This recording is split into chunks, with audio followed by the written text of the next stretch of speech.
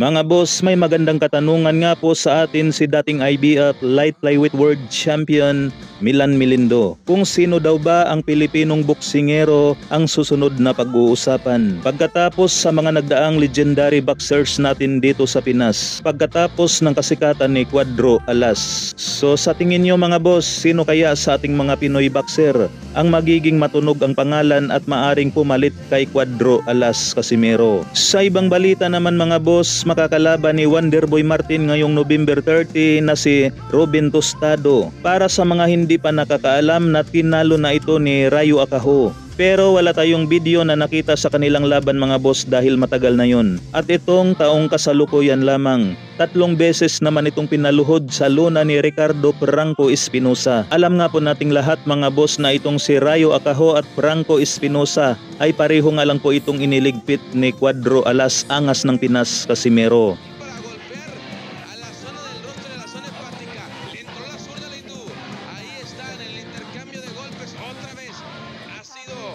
Bastante buena la pelea en ese terreno corto, lo doblaron. El hindú mandó a la lona a Tostado García en un golpe que me parece que va a ser difícil.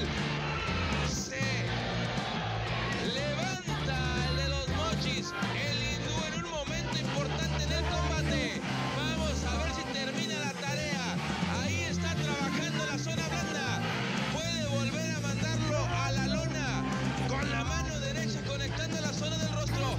Otra vez, esto me parece que ya no va a continuar. Lo mandó a dormir, imposible que se levante, se vuelve a levantar Tostado García. Vamos a ver al hindú, y porque está respondiendo, lo puede noquear en este momento.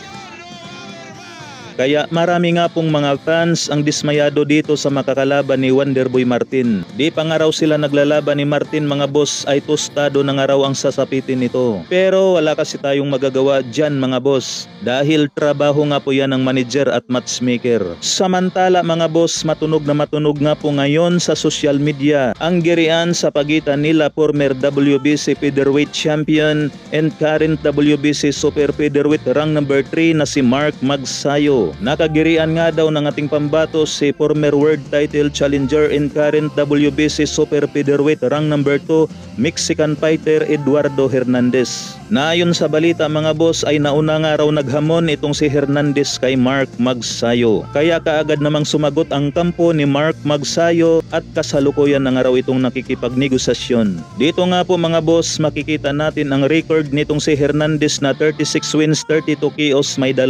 talo. Na ang ibig sabihin nga po nito mga boss ay 4 lang sa kanyang mga nakalaban ang nakatawid sa kamay ng mga hurado. Kaya naman kapag ito ang tinalo ni Mark Magsayo mga boss, ay magiging mandatory na si Mark Magsayo kay Usyaki Poster.